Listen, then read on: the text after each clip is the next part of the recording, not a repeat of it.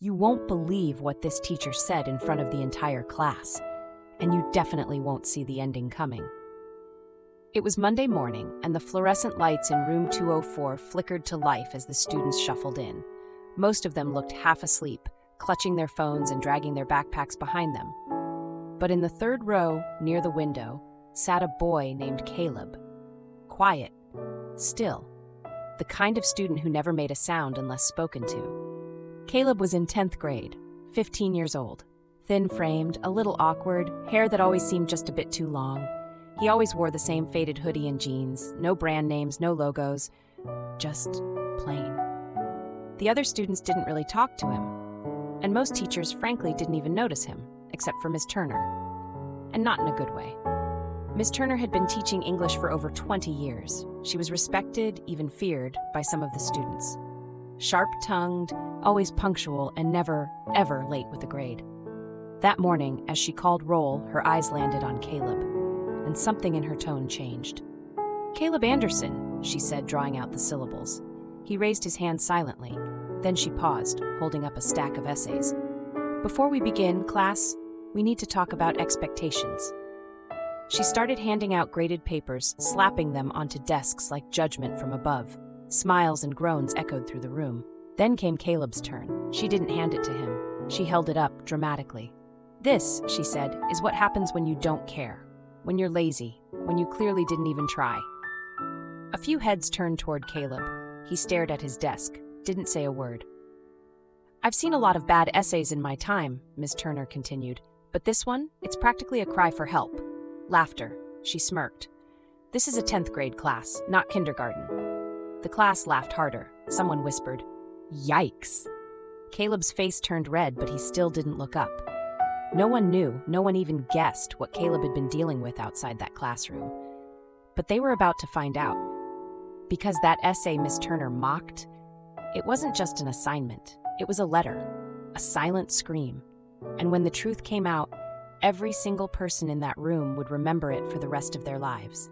That night, Miss Turner went home feeling proud. She believed she was teaching her students a lesson about responsibility. She even told her husband at dinner, "Some kids need a wake-up call." He nodded, not asking questions. But what she didn't know, what no one knew, was that Caleb didn't have the luxury of being a regular student. He wasn't lazy. He wasn't distracted. He was surviving. You see, Caleb lived in a one-bedroom apartment with his little sister Emma, who was only 7. Their mother had passed away the year before. And their father? Gone. No goodbye, no explanation, just disappeared one day. Caleb had become the guardian. He cooked, cleaned, took Emma to school, helped with homework, and somehow still showed up to class every single day. The essay he turned in, the one Miss Turner ridiculed, wasn't even typed. It was handwritten in pencil on the back of a grocery bag because that was all he had. No laptop, no printer, not even proper paper. But the words on that paper, they were powerful. They were heartbreaking.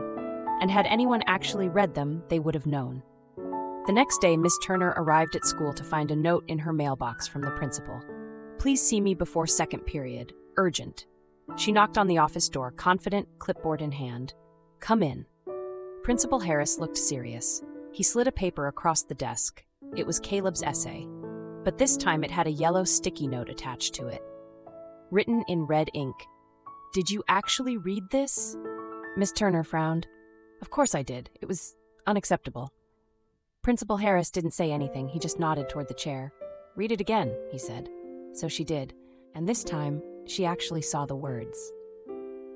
"My name is Caleb Anderson," the essay began. "I don't expect anyone to care about what I write. I'm not good with words. But this is the only chance I have." He went on to describe his life, losing his mom, watching his dad walk out, trying to keep a roof over their heads while making sure Emma still smiled every morning.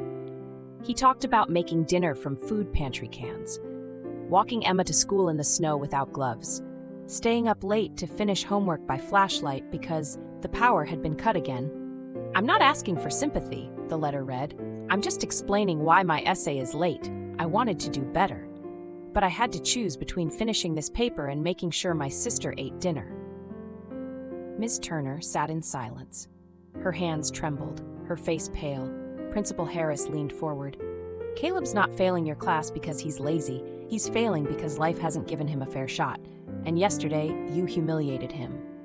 Miss Turner felt a lump in her throat. This wasn't a lazy student.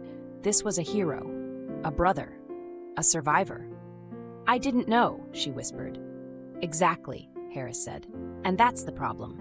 Miss Turner didn't wait for the bell to ring. She marched straight to Caleb's first period class and knocked gently on the door. The students went silent as she stepped inside. Caleb, she said softly, can I speak with you? He hesitated, confused, then followed her into the hallway. For a moment, neither of them spoke. Then Miss Turner took a deep breath.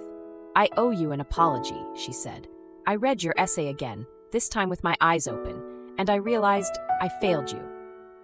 Caleb blinked, unsure what to say. I judged you based on a paper bag and a missed deadline, she continued. But the truth is, you're doing more than most adults ever will. Taking care of your sister, showing up, trying. That's not failure, that's courage. She handed him a new notebook, still wrapped in plastic. I bought this for you, and if there's anything you need, help, support, anything, my door is open. Always. Caleb looked down at the notebook, his eyes glassy. He nodded. Thank you, he whispered. Word of what happened spread through the school like wildfire. Teachers began checking in on Caleb, offering supplies, tutoring time, even groceries. Students who had once ignored him started sitting beside him at lunch. Emma was offered after-school care and support. Miss Turner didn't just apologize, she acted. She petitioned the school board for a hardship scholarship fund. She organized a Student Stories Week, encouraging others to share what they go through beyond the classroom. And when she told Caleb's story anonymously at the next faculty meeting, she ended with, sometimes the bravest students are the ones we fail to see, but not anymore. As for Caleb, his grades rose, his confidence grew, and at the end of the year, he stood on stage next to his beaming sister to receive a special award, Most Inspirational Student of the Year. The crowd gave him a standing ovation. Even Miss Turner cried. And maybe that's the real lesson here. Sometimes we look at someone and think we know their story, just because of how they dress, speak, or where they come from. But behind every face, there's a battle we can't see. So the next time someone seems quiet, distracted, or late, pause, ask, listen. You might discover a hero hiding in plain sight. If this story moved you, hit the like button. It helps more people see it. And if you believe in kindness, compassion, and second chances, subscribe for more powerful true stories.